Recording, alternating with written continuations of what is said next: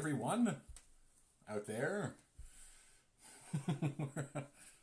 We're going to do something different. Today's the 25th episode of Reviews from the Crawl Space. And let's do our little intro.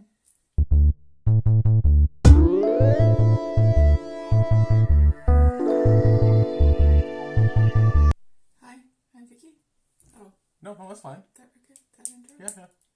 Hi, I'm Vicky. I'm Douglas. Thought we'd do a bit of a recap of our whole thing. Started this little video podcast to plow through inherited record collection. We thought we'd do... We never did write the date of our first broadcast, did we? Or our first video? No, but it'll be... I can figure that out fairly easy. Okay. Yeah. So you can put it in the... Yeah, first starting at the date that showed up here, whatever day that was. It's over a year ago, I know that. So anyways, we thought we'd do something a little different.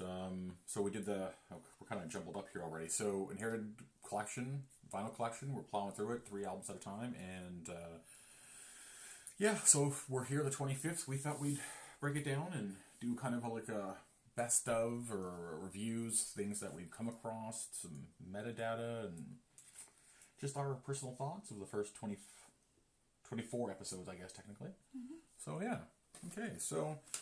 kind of did this in a few different ways. What we'll do so we did 3 albums that we liked, 3 albums that we hated, and then honorable mentions, and we'll get there, and just some other facts and stuff. So do you want to start off with some of the just general facts about the collection so far? Some of the general facts of the collection are that we have reviewed 72 albums. Oh, 72, yeah. Yeah. And that's not quite one little cubby in our shelving. We still have set up 2 episodes left to complete that cubby. Yeah, and there's 8 cubbies, 6 cubbies. Yeah, more than that, yeah. So 8 cubbies. 8 cubbies, yeah. Huh. Funny, you look at it every day. Yeah, you never think about it. So we have 2 more episodes to do, and then we've completed 1 cubby, and there's still 7 more to go. And that's 24 episodes. Yeah. So We'll be doing this for a while. That's a lot more crap coming at you. I think it'll be us that ends it before the collection. Maybe. And maybe there's some good stuff coming up. Who knows? I will say... I know there is some good stuff. There's some excellent stuff coming up. I think that... And it's not that everything necessarily was horrible in the first cubby, but it definitely gets better as it goes. I can look ahead and see some of the upcoming episodes and be like, okay, finally. Yeah, it's funny because I did a breakdown of mine into the stuff that I thought should go into the dumpster and the stuff that should be split between the crawl space and the collection. Yeah. And for me, 43... 8, 9, 10, 11... the math's not working out. So we'll say 43 of the albums that we looked or that we listened to ended up crawl space or collection, and 28 ended up in the dumpster. And there are 1, 2, 3, 4, 5, 6, 7, 8 of them that I wanted to burn with fire. Burn. Like mass prejudice against it. Yeah, just like wipe it off the face of the earth. That's not too bad of a ratio, though. No, because I really thought that the it leaned more towards dumpster. Yeah, I'm with you. I thought it was anything that we even really liked. Totally, yep. And it really hasn't. Although there's definitely been garbage, but yeah, I'm looking at your list there and going, that's not too bad actually. And the majority of it ends up in crawl space or collection. So, right on. And we also, thanks to Discogs, because Discogs will value your record collection. Yeah, because it's for you as you enter your albums into the database. So far, what do you got, Vic? So far, out of everything we've done, so what do you have for media or minimum, mid? So minimum, our record collection, if everything was in shit condition, the worst condition. Yeah, it would be worth $347. If everything was in median condition, it would be $624. That's what it would be worth. And if everything was in mint condition, our record collection would be, so far, with the 72 albums that we have added, $1,233. So that's not too bad. No, I think we're kind of, the medium numbers, the mid numbers are probably a pretty good representation. Yeah, it could be, yeah. I think that's the ballpark. I was kind of guessing around 600 at this stage. So that's That's pretty interesting. Like I said, that's all guesstimation. That's just that's just based on their sales records. Yeah, their sales records. And how much each of these albums that we've got entered into the database so far have sold for on their platform. So, but it does give you a rough idea of what things are worth. Yeah, well, it's fun just to keep track and then just get an idea, like you said, and I think we'll see that jump around because I guess some of the stuff coming, we're going to have some more obscure. So actually, to me, that's one of the more interesting ones. One of the more interesting metrics that we follow is price, and not because I think that we're going to get rich quick by any of that. It's just from interesting from a standpoint to see what actually people value more out there in terms of vinyl, which artists, which albums, which pressings, and stuff like that. So that's pretty interesting to me. I think that's quite interesting because I'm shocked quite often. I don't say often, but I'll say often. Surprised at some of the outcomes for pricings for certain albums where other ones are, it's just interesting. Yeah, and very interesting. Yeah, it is. And Discogs has there's so much information that they give you as part of that app or the website, whichever you decide, and it breaks your albums down into ways that you would never your collection down into ways you'd never ever think of, and there's a lot of interesting information to be garnered from that. Well, they do a good job with keeping it up to date too, because even on a couple of the entries that I have added, all that information gets dealt with in a committee kind of setting, because they I had created, I think it was Rick Springfield, I had created an entry which turned out to be there was an entry for it already, but I had some slightly different variation, so they just combine the information. So they do a really good job of curating information that way and going through it. Sometimes it can take a little bit long.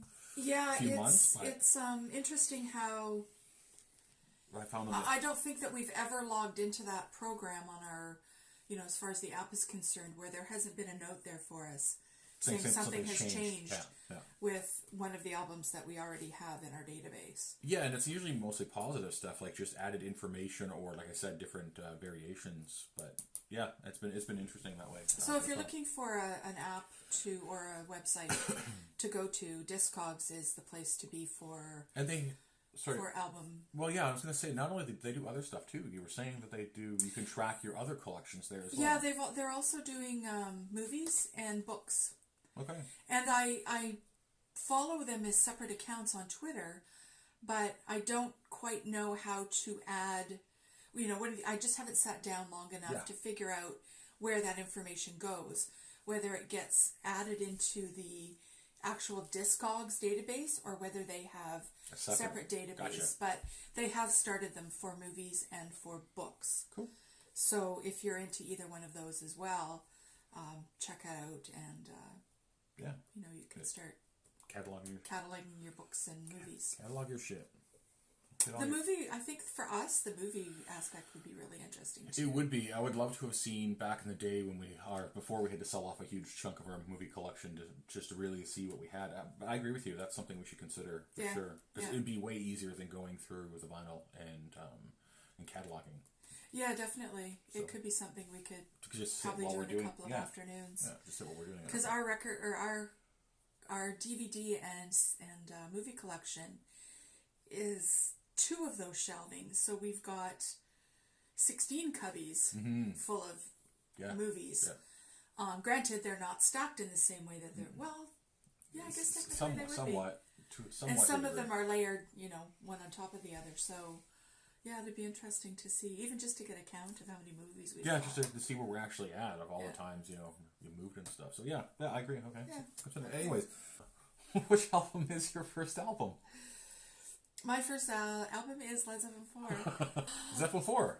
Fucking amazing Zoso. Amazing. It's got Stairway on it. It's got Black Dog, Four Sticks.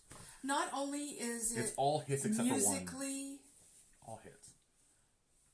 Amazing, but the album design and the poster that came with it and everything about that album is number 1 for me in this collection. Oh my god, you can't go wrong with that album. Yeah. And again, not one that I probably have heard start to finish or consciously.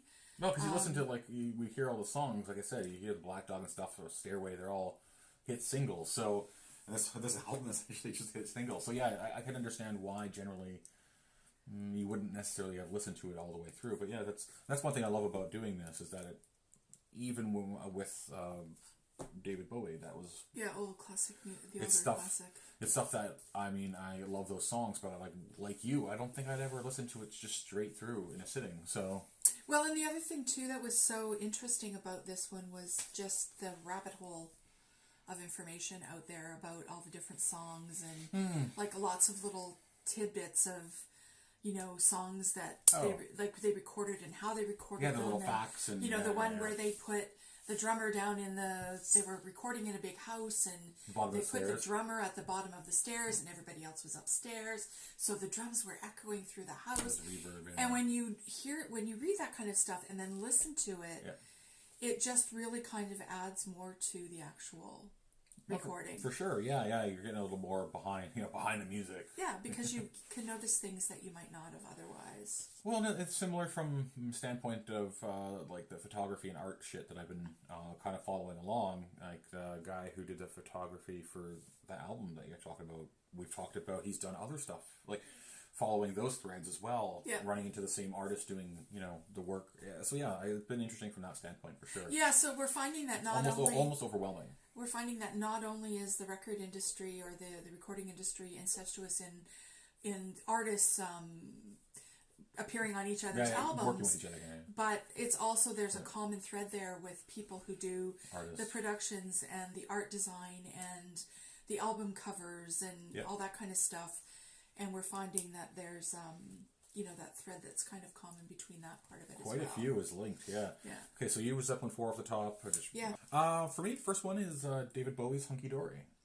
Yeah. I think it's the best album that we've listened to so far, and it's an album that I've listened to at least 3 or 4 times since we've done the show. I fucking love that album. It's so good.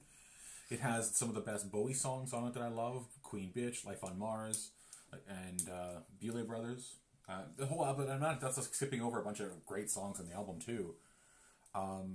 Although my most favorite complete Bowie album is Ziggy Stardust, this, like I said, I've listened to this album a bunch of times since we've done it. It's a fucking great album. Hunky Dory.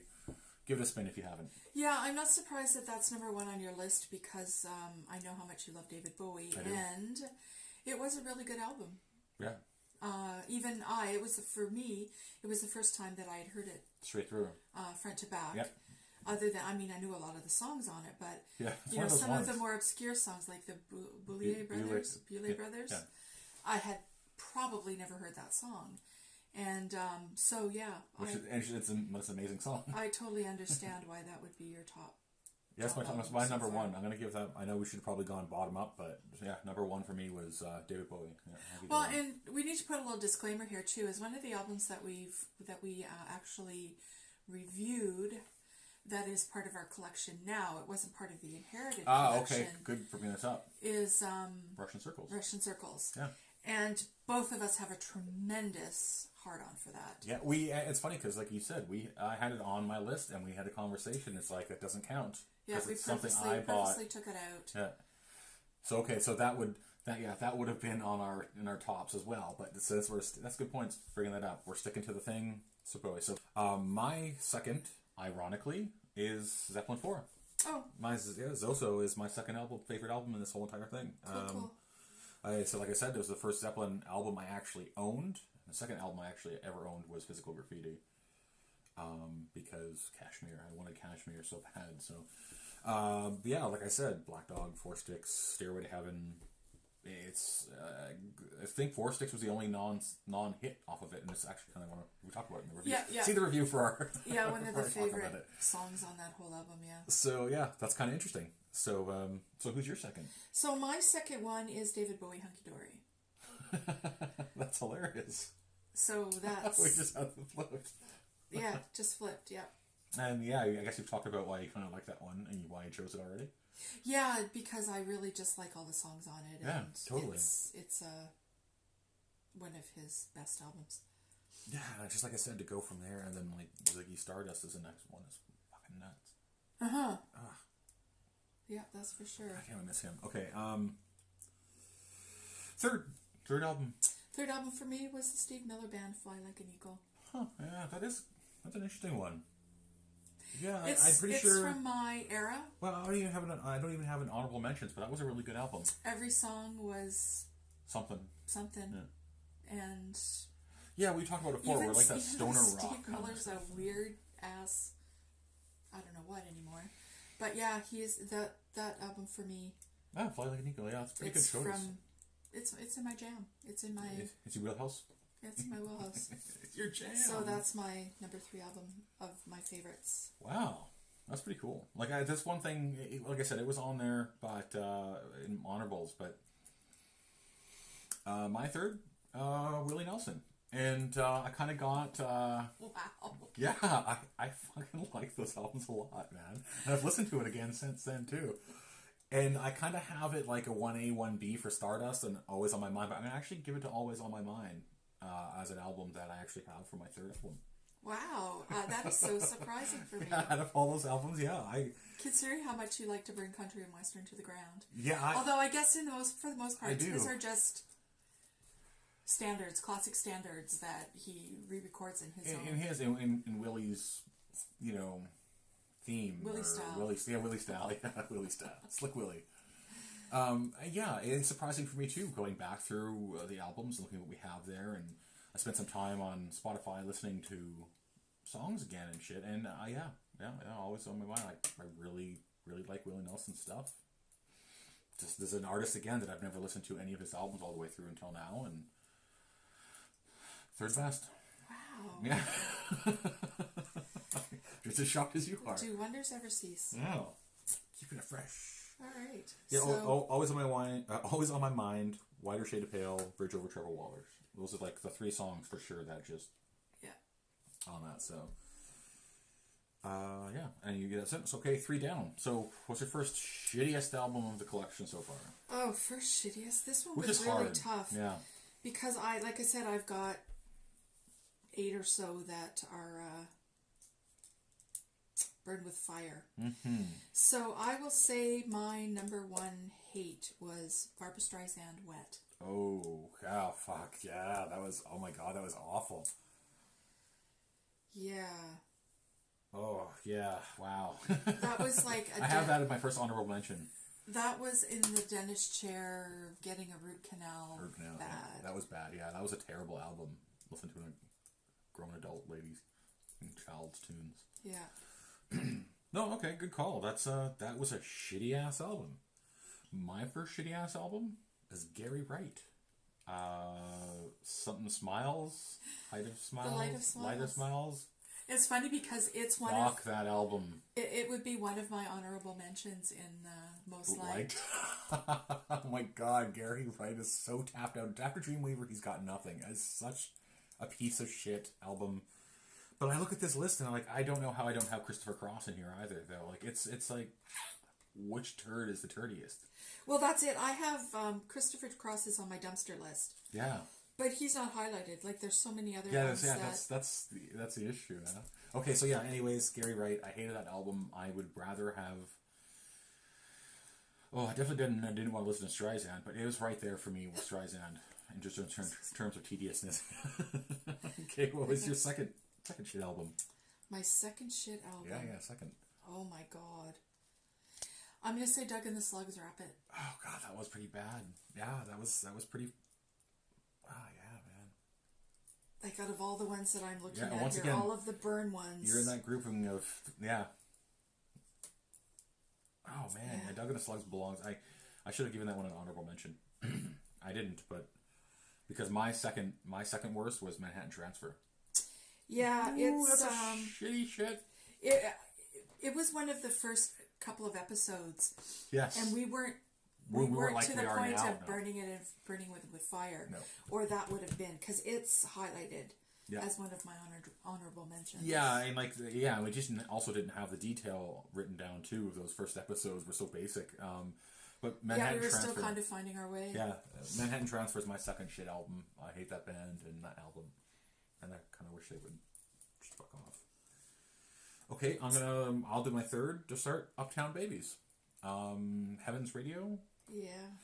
was a seriously off-putting album that I don't ever want to hear again. White guy reggae is gross. And yeah. Don't want to... That's it. Uptown Babies is the third worst. And honestly,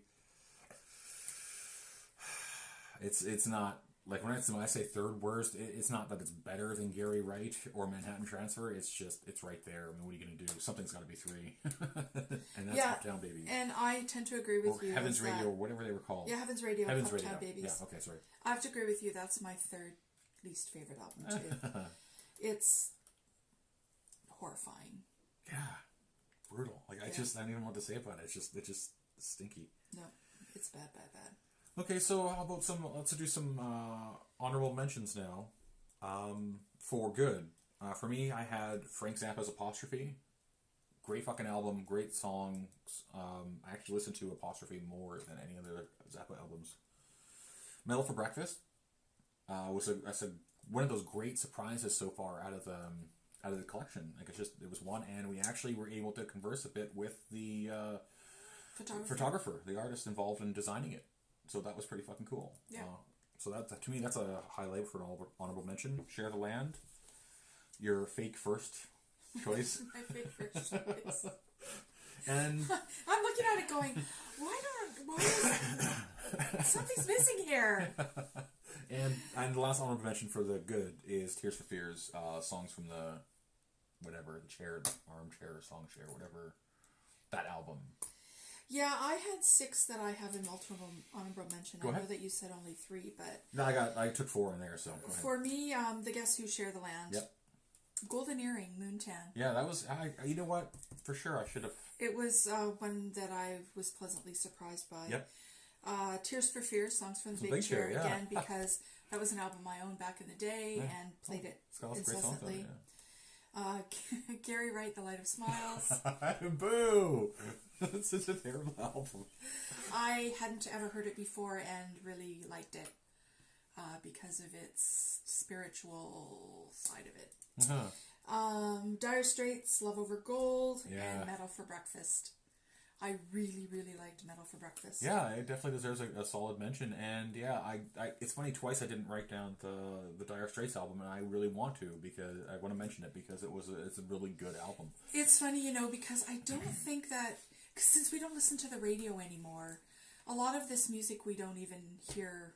Just Well, even on the radio, they have such a short playlist now. Like, you go to the pool, and honestly, you can almost hear the same songs the time that you're, the hour that you spend in there. They're almost back on them. So yeah, we don't listen to the radio. So we also, unless we seek it out, we're not hearing it. Yeah. And even then, if you do happen to be out somewhere, there's a short playlist. So anyway, sorry, yeah. And Dire Straits, they put that album on, and just from that first song, it made me realize how much I miss listening to them. Yeah, totally. Because they just have such a distinct sound, and I know, and we're not too far away, I don't think, in terms of my most favorite Dire Straits album will be coming up. Like, when I say not too far away, I'm talking months. yeah. Is the one that's got like fucking Salt is a Swing, Six Blade Knife. Yep. Oh my god, I love listening to that album, so I can't wait. Yeah. Spoiler alert, you guys know what my answer is going to be. I can't fucking wait for that album. So I'm with you. Dire Straits kind of gets lost sometimes, and then you hear it, it's like, yeah, that's right. Yeah. I forgot about these guys. Okay. Is that it for honorable mentions? Yeah. Dishonorable mentions for me. Don Henley, you can go fuck yourself. Barbara Streisand, you could fuck Don Henley while he's fucking himself, and take Jimmy Buffett with you, and Alabama. And you can fuck each other in Alabama. I have so many on this list. Yep. To finish out, like, all of my 3 bottom albums were on the Burn It With Fire list, and to round that out, I've got The Best of Blondie, Bobby Vinton, Blue Velvet. Oh, hold on a sec. I want your dishonorable mentions. Really, Best of Blondie, because they had like at least 4 good songs. Huh, that's interesting. Yeah, I just hated it. Okay, that's fair enough. Because of all the things that... Yeah, and I liked Blondie in the day. Yeah. So to have it Burn It With Fire is... Atomic's the best song on there anyway. Yeah, it was just... Yeah, okay, Blondie, Bobby wow. Vinton, Blue Velvet. Yeah, I get that, yeah, for sure. Men at Work, Business as Usual. That was pretty terrible. Oh, man, yeah. The Dirt Band, Jealousy. Mm-hmm. The Great Muppet Caper original soundtrack. Yeah, well, I didn't include that one because it was a soundtrack, but that's a good point. That thing, it served no purpose whatsoever. And I also have the Evita soundtrack. Again, before our Burn It With Fire phase, which would have been Burn It With Fire. Totally.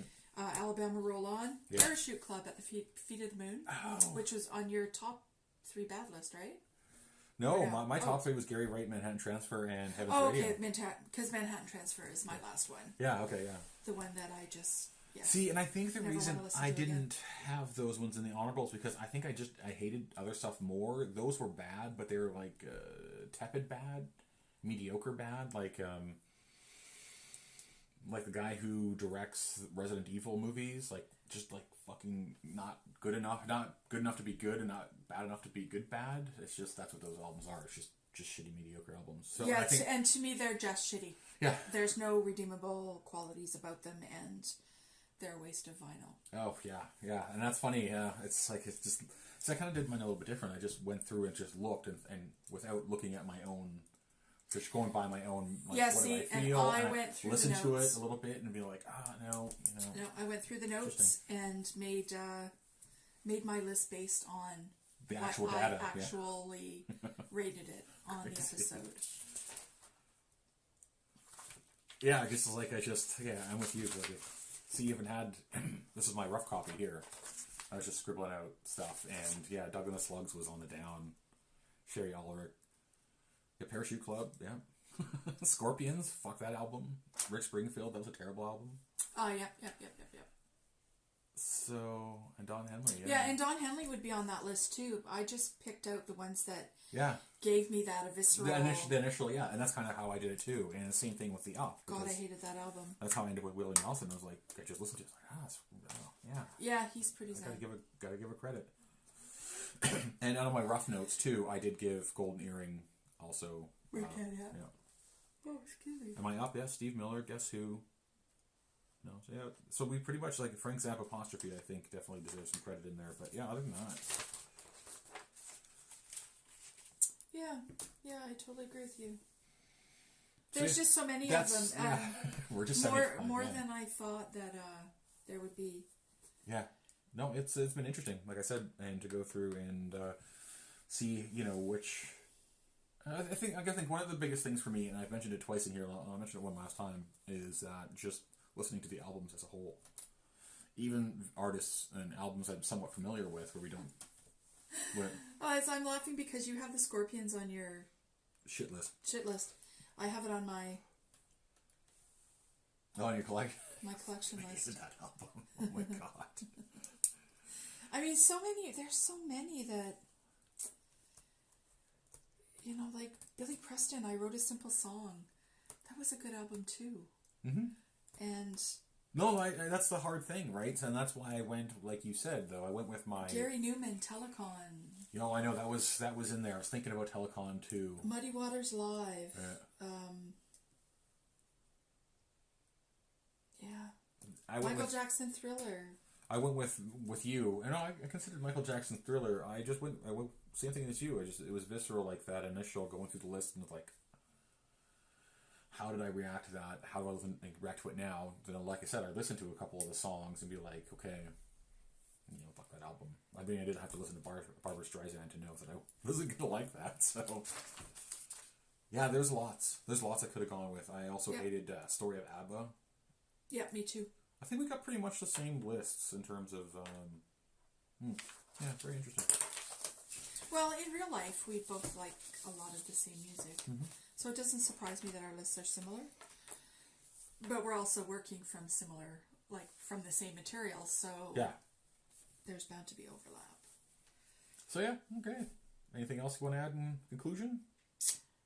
Not that I can think of, no. No. All right. Well, there we go. That was a shorty, a special 25th episode spectacular. And, yeah, we'll get back at it. And I kind of know what the next 2 episodes are in terms of albums, and I'm really looking forward to it. Okay, good. Yeah, there's some good stuff. I'm not going to say that every album is going to be super, but we're dealing with some all-time classics coming up. So good. Yeah. Good to hear. All right, guys. You know what it is? like, subscribe, Comment. follow, comment, Twitters, and all that shit. Tell your friends to subscribe. Or just watch it. just watch the thing. Bye.